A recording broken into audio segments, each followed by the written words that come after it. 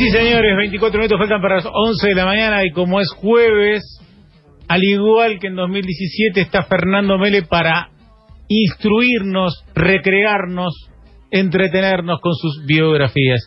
Hola, Fer, ¿cómo te va? Buenos días. Bienvenido. Bien vueltos. Bien vueltos. A la mañana de la radio. Buen año nuevo, además. Bon ané. Bon ané. Bon ané. ¿Cómo empezó su año? Bien, muy bien, trabajando aquí en la emisora. Lo escuché un día. De corrido. Sí. De corrido sin parar. Iba por... Le pegamos. Bien. Hasta el día de hoy. Y no tendremos vacaciones. Seguiremos aquí firmes. Vamos a hablar acaso de uno de los personajes más reconocidos, que más ha cambiado la historia de los últimos siglos. Siglo XVIII, XIX. Y es el tan reconocido Napoleón Bonaparte. Napoleón Bonaparte. Que arriba arrancamos. Sí, teníamos que arrancar intenso. Bien arriba.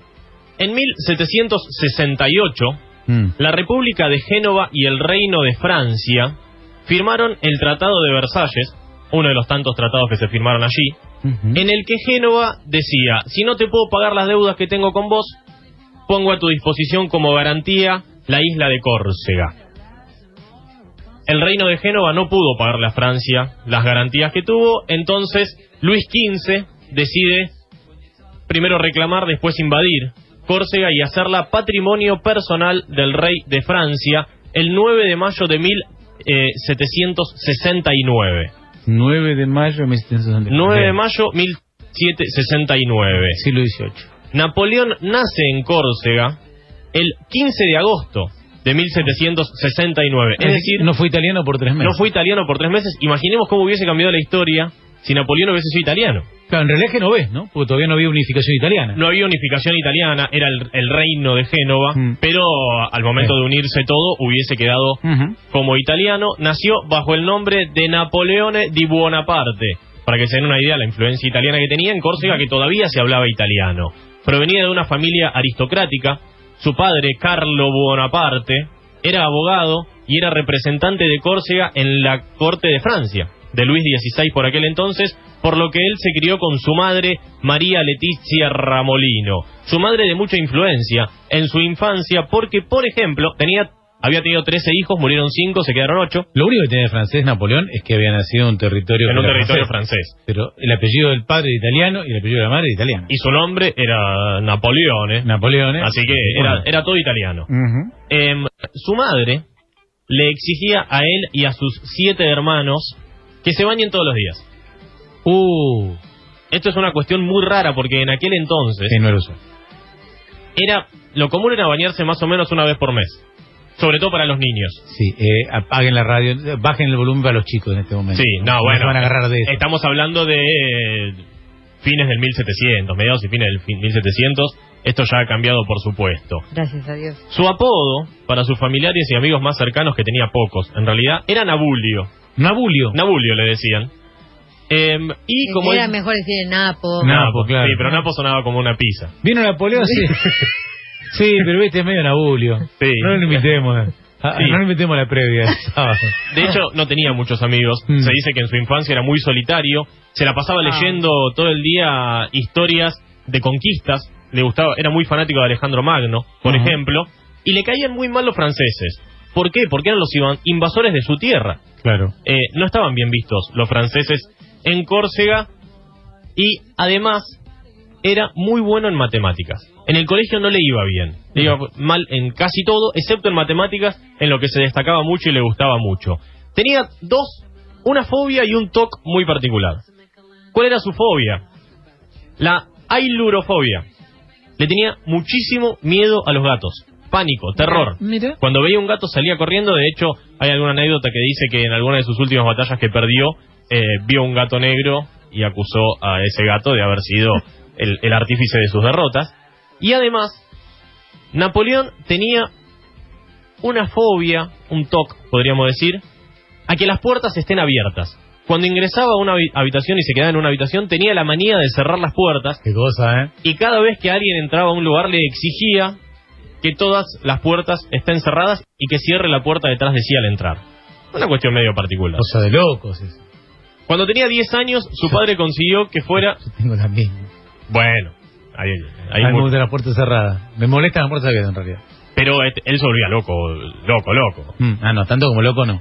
Y no, pero no. Además, él exigía cuando alguien entraba a una habitación que abra la puerta para entrar lo menos posible. Bueno, es decir, que pase ahí medio justito. No, tan loco no soy. No, ya tan toc no, pero las puertas, están para estar cerradas. Están cerradas. Están cerradas, sí. Pero no habría puertas. Incluyendo las puertas de la cabina de transmisión en las canchas. No, para. Cada uno que entra la deja abierta, no sé por qué. Para. Definamos como puerta... suponete, puerta de una alacena, cerrada. Cerrada, tiene que estar abierta. Puerta de un placar, cerrada. Puerta de una habitación. Irse a dormir con la puerta abierta es imposible. Una puerta de un placar, por ejemplo. No, imposible. Jamás. Imposible. Bueno, pero no, la puerta de la habitación la podés tener entreabierta o abierta, eso no me molesta. Napoleón necesitaba que esté todo absolutamente herméticamente ya era demasiado.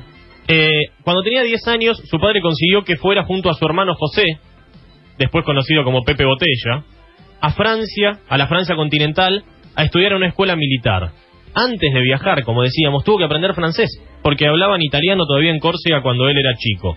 Se graduó en la escuela militar en 1784 y luego fue admitido en la Escuela Militar Real de París, donde estudió artillería y se recibió en septiembre del 85 y en enero del 86, 3 meses después, es nombrado teniente segundo de artillería cuando apenas tenía 16 años. En 1789 se desata tal vez el hito más importante de los últimos siglos, podríamos decir, la Revolución Francesa, la famosa y conocida Revolución Francesa. ¿Cuándo se desata la Revolución Francesa? Él estaba en Córcega, estaba de licencia de este título de teniente de artillería que tenía, estaba junto a su familia, estaba como de vacaciones, podríamos decir, y apoyó a la facción jacobina, uno de los grupos de izquierda de la Revolución Francesa, que por supuesto apoyaban el republicanismo. Él tenía cuando era chico una suerte de héroe de su patria natal, de su Córcega natal, que era Pasquale Paoli, que era un nacionalista que defendía los intereses y la independencia de Córcega de los franceses. Sin embargo, ahora Napoleón estaba del lado de los franceses, por lo que tuvo que enfrentarse a su héroe y terminó huyendo a Francia junto a su familia en 1793, perseguidos por quien era su héroe de la infancia. Un grupo de realistas estaba refugiado en la fortaleza de Tolón, muy en el extremo sur de Francia, y no podían derrotarlos. Recordemos, por supuesto, Revolución Francesa, grupos de distintas órdenes políticas contra la realeza, contra la realeza en general. La realeza y la aristocracia, no solo los que eran miembros de la realeza. No podían entrar... Luis XVI el rey. Luis XVI el rey, exacto. No podían entrar a conquistar ese lugar que estaba tomado por las fuerzas de la realeza. Lo nombran comandante de artillería y en pocas horas logra sitiar el lugar que no podían conquistar hacía muchísimo tiempo, y eso es lo que le empieza a dar gran renombre como estratega militar. Algunos realistas en 1975 y algunos contrarrevolucionarios organizan una protesta contra el nuevo gobierno, contra el directorio, que estaba dirigido por Paul Barras, el líder de aquel entonces, y le dice: vení Napoleón, defendé París porque no tenemos nadie que nos defienda contra estos realistas que vienen a invadirnos. Otra vez logra la victoria. Empieza a conquistar pequeñas pero determinantes victorias militares que lo empiezan a posicionar de una manera muy bien considerada por los militares en Francia. El 9 de marzo de 1796, 5 meses después de haber defendido París por pedido de Paul Barras, se casa con la amante de él, con Josefina de Beauharnais, que sería su gran esposa durante toda la vida. En la noche de bodas con Josefina de Beauharnais, bueno, no entremos en detalles, no es necesario. Los gritos y todo el desparpajo que se armó en aquel entonces, tanto de él como de ella, asustaron al perro de Josefina, que creyendo que Napoleón la estaba atacando lo mordió y le causó una herida de atención. No sabemos dónde, no trascendió. Pocos días después de casarse toma el mando del ejército francés, invade Italia, toma todo el norte de Italia, incluyendo Venecia, que hasta aquel entonces había sido siempre independiente. Napoleón fue el primero en conquistar Venecia, conquistó los Países Bajos, Holanda y Bélgica, Austria y una parte de Alemania. ¿Qué sucede? Empieza a poner a sus familiares y a sus amigos como reyes en cada una de las zonas que iba conquistando, por supuesto. Ahora estaría prohibido, era con los decretos nuevos. Ahora estaría prohibido. Tenía una estrategia militar brillante que hasta el día de hoy se sigue utilizando, muy creativo para las tácticas de movilización de tropas, principalmente de artillería, que era la novedad en aquel momento, y en lo que él se había formado. Y hay un mito sobre la altura de Napoleón, ¿verdad? Que era bajito. ¿Era alto, era bajito? ¿Cuánto medía Napoleón? Eso es una cuestión. Siempre se dijo que era bajito. Era bajito. Medía 1,68 m, que para la altura era un promedio normal, absolutamente normal. ¿Qué es lo que hace que parezca bajito? Cada vez que él que pedía que lo retraten, formaba y posaba junto a los más grandes y más corpulentos miembros de sus tropas. Es decir, que quedaba ahí, parecía medio enano. Pero en realidad lo que era grandote era los demás. Él pedía que todos sus soldados y todos los que estuviesen alrededor de él en las tropas tenían que ser al menos más grandes que él. Bien. Él siempre pedía ser el más chiquito. Sí, pero él iba siempre arriba del caballo. Claro. Siempre estaba allá arriba. Además buscaba grandote para defender, ¿no? Exactamente. Muchos historiadores coinciden en que Napoleón era adicto al trabajo, muy adicto al trabajo, y dormía no más de 4 horas por día. No por el insomnio, sino por la necesidad imperiosa de todo el tiempo estar trabajando. Mira. En 1978, una historia poco conocida, inició una campaña para colonizar Egipto. Marchó hacia Egipto, que estaba en manos del Imperio Otomano, que después terminaría siendo su aliado, el Imperio Otomano. Decía que iba a liberar al pueblo egipcio, aunque por supuesto quería conquistarlo. Logró abolir la servidumbre y el feudalismo en Egipto. Y hay un mito que dice que la nariz de la Esfinge fue destruida por los cañonazos del ejército de Napoleón. Mito. Mito. ¿Por qué mito?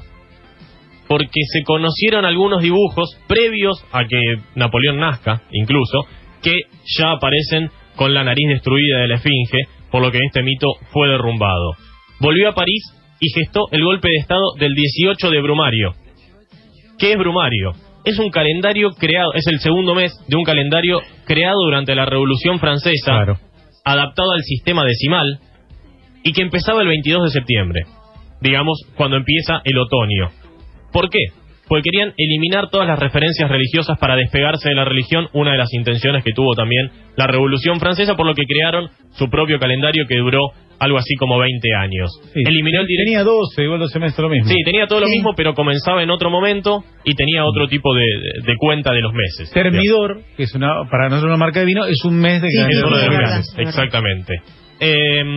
Decía, eliminó el directorio, absolutamente corrupto e inservible, redactó una constitución y se nombró primer cónsul. Y 2 años después, primer cónsul vitalicio, es decir que hoy día sigue siendo primer cónsul Napoleón Bonaparte.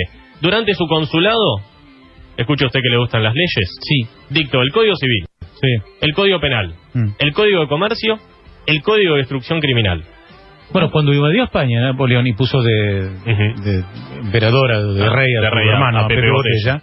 Pepe Botella, que una curiosidad entre paréntesis, no tomaba. Es mentira que era un ebrio. Se dictó la Constitución de Cádiz, la Constitución de 1812, que es una constitución liberal de España bastante buena, poco aceptada por los españoles porque venía impuesta por un francés.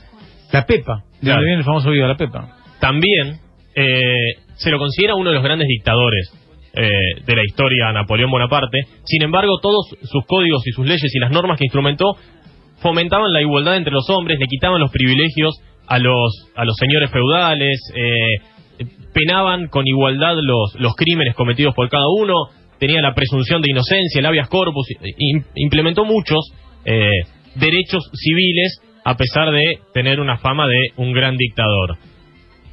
Y además, sabemos, tuvo grandes conflictos con Inglaterra, ¿no? El gran rival histórico de Francia siempre ha sido Inglaterra. Inglaterra era quien tenía el monopolio del azúcar, un elemento importante. Como no comerciaban más azúcar entre Francia e Inglaterra, Napoleón hizo plantar remolacha en toda Francia. ¿Por qué? Porque se descubrió que de la remolacha también se podía sacar azúcar. Entonces, ¿qué hizo? No comerciamos azúcar con Inglaterra, plantamos remolacha y toma pavo. Venía a sacarnos el azúcar ahora. Es una cuestión particular. Hizo remolachizar absolutamente toda la Francia de su gobierno. Por otra parte, tenía una gran porción de Norteamérica. Sabemos que, por ejemplo, Canadá habla francés. Una parte. Una gran parte de Canadá. Sí. Esto es porque tenía en aquel entonces 2 millones de kilómetros cuadrados de Norteamérica, que se lo vendió a Estados Unidos, ingresando así una fortuna para las arcas de Francia, todo invertido, por supuesto, Remolacha. En remolacha.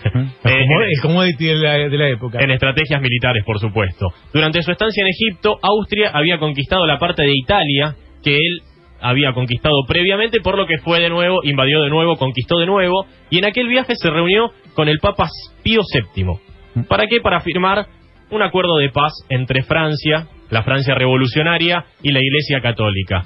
En 1802 creó el primer imperio francés, por supuesto. ¿Quién fue el emperador? Él mismo, así es. Y en la coronación, en la Catedral de Notre Dame, a la que asistió el Papa Pío VII, con el que tenía muy buena relación, al momento de la coronación, el Papa tenía la corona, se la quitó de las manos, y él se autocoronó primer emperador de Francia.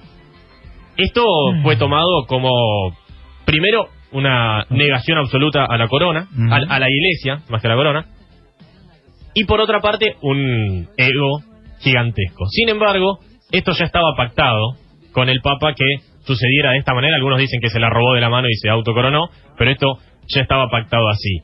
Ludwig van Beethoven aparece en esta historia porque era un gran admirador de Napoleón y estaba componiendo su tercera sinfonía, que se iba a llamar Sinfonía Heroica para Napoleón. Sin embargo, el hecho de que se haya autocoronado no le gustó mucho a Beethoven, se decepcionó de su ídolo, podríamos decir, y la tercera sinfonía de Beethoven hoy se llama Sinfonía Heroica, compuesta para festejar el recuerdo de un gran hombre. ¿Qué no dice quién es? Que no dice quién es, pero tampoco lo dice para él porque no fue él. No era para él porque se desilusionó. El 24 de mayo de 1804 se proclama emperador con el objetivo de formar un imperio hereditario. Veremos después que tiene un hijo. Y aquí fue cuando comenzaron las guerras napoleónicas. Las guerras napoleónicas, por supuesto, como decíamos, el principal enemigo fue Inglaterra. Él quería seguir sosteniendo la república a toda costa, además de ser un enorme conquistador. Pero la característica de las guerras napoleónicas fue que siempre fue Napoleón contra una coalición de ejércitos que nunca podían derrotarlo. Gran Bretaña, el Imperio Austríaco, el Imperio Ruso, Prusia, España, los Estados Pontificios, Portugal, Sicilia, Cerdeña, Suecia, Suiza, lo que hoy es Ucrania, y un grupo de realistas franceses eran los rivales de Napoleón y sus aliados, que sus aliados no eran más que los territorios que él había conquistado, España, Holanda, Dinamarca, Noruega, Italia, y algún apoyo del Imperio Otomano. Gracias, Juan. Una de las grandes batallas ganadas por Napoleón fue la de Austerlitz en 1805, y él le había prometido a sus soldados antes de la batalla: volveréis a casa, volveréis a París bajo arcos triunfales. Es por eso que después de la batalla llamó por teléfono y dijo: señores, hagan un arco grande que vamos a pasar por ahí debajo, y entró a París en su vuelta de Austerlitz por el hoy Arco del Triunfo. El ejército de Napoleón pasaba muchísima hambre en aquel entonces, y entonces decidió pedir, tenía un grupo de científicos a los que él apoyaba mucho la ciencia. Siendo que tenía orígenes italianos. Bien romano lo de celebrar con un arco un triunfo de una guerra, ¿no? Y por supuesto él entró encabezando las tropas justo por debajo del arco e ingresando a la París de aquel entonces.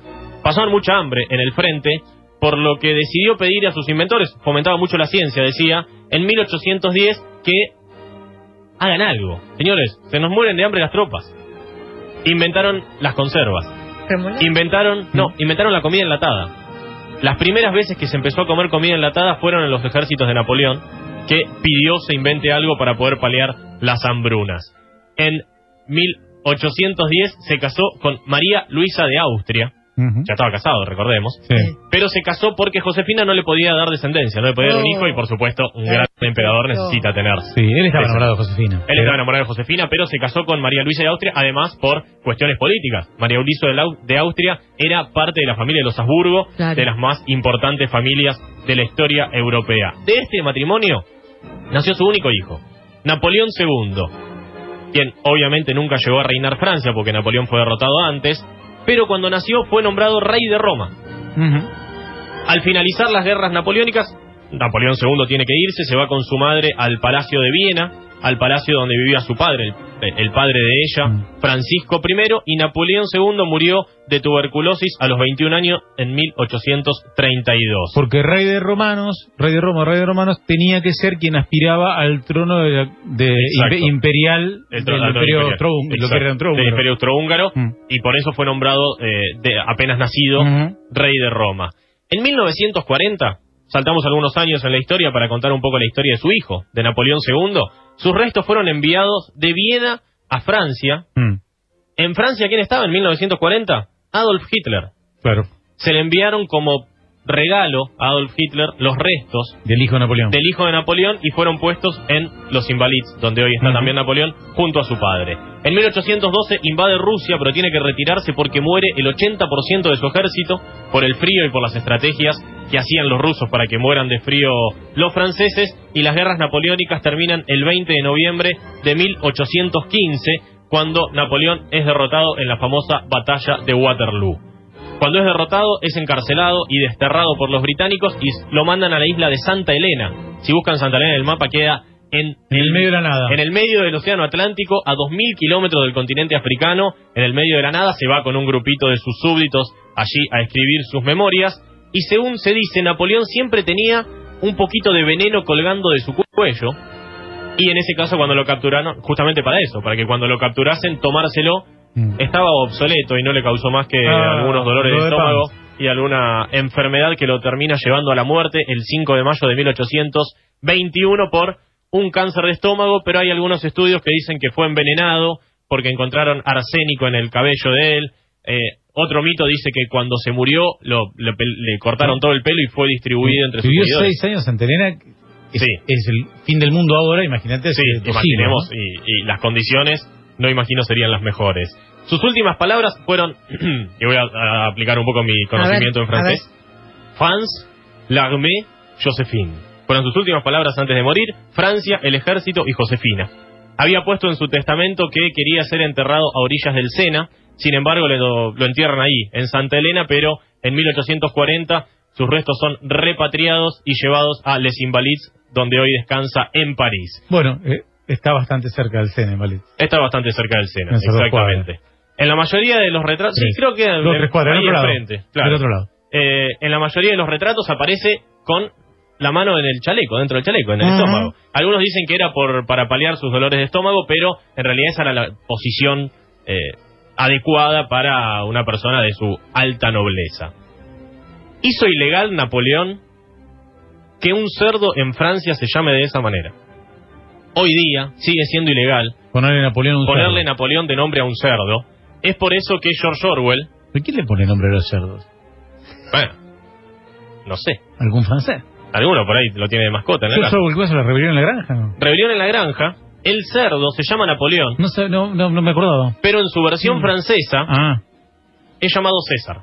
Y no como Orwell le puso, porque sería ilegal en aquel entonces. Le gustaba mucho jugar al ajedrez también. Y en 1809 jugó al ajedrez contra el turco. ¿Quién era el turco? ¿El turco es No. Era un personaje que era... Cuando se dio vuelta a Napoleón le fueron 2 piezas. No. Ni te están llamando. Mirá, jaque mate, le dijo. De repente jaque mate. Le afanó el rey. ¿A quién le doy mate? No tenés rey. Era un robot que estaba como si fuera sentado en un escritorio, vestido con un turbante y con traje de turco, que jugaba al ajedrez muy bien. Y era un robot. 1809 estamos hablando. No había robot. Era invencible, absolutamente invencible. El robot también jugó contra Benjamin Franklin. Era como Deep Blue, la computadora que ganó Kasparov. Más o menos, pero del siglo XIX. ¿Qué era en realidad el robot? Estaba sentado en un escritorio, decíamos. Tenía un sistema de engranajes que quedaba ahí a la vista, haciendo como que sucedía, pero había un señor que jugaba muy bien escondido dentro del robot, que a través de los ojos y por un sistema de espejos, estaba debajo en el escritorio el señor, y con un sistema de imanes hacía mover las piezas. Un invento tremendo que conquistó Europa y a todos los grandes jugadores de ajedrez de aquel entonces. Un gran invento. Y el último dato es que, al igual que Hitler, a Napoleón le faltaba un testículo. Y además... Y Arminio, sí. Su pene medía unos 4 centímetros de longitud. Hace falta. No entendemos por qué los gritos entonces los gritos de la noche de boda. No entendemos por qué aquellos gritos. Su pene fue comprado por... Para. ¿Pudo ser emperador? Pará. ¿Qué estás diciendo? ¿Que fue? Fue comprado. ¿Qué cosa? Su pene. Perdón. También el de Rasputín. Pero por todo lo contrario, digamos, porque... mira, no sabía. Sí, un Sí. ¿Quién puede comprar? Fue comprado por un urólogo americano en 1997 por una suma... Pero me llamó la atención que es muy barato. se había descompuesto. Y bueno, porque era pequeño. Nada, debe estar conservado en formol. En formol, seguramente. $3.800. Nada. Debe tener un precio de reventa un poco más alto. Uno de los hombres que sin duda... Perdón, qué violento. Ha cambiado... Lo que viene a echar atrás todo el mito de los petizos, ¿no? Viene a echar atrás el mito de los petizos, absolutamente. Un hombre que ha cambiado sin duda la historia moderna tal y como la conocemos. Brillante. Fernando, te esperamos el próximo jueves.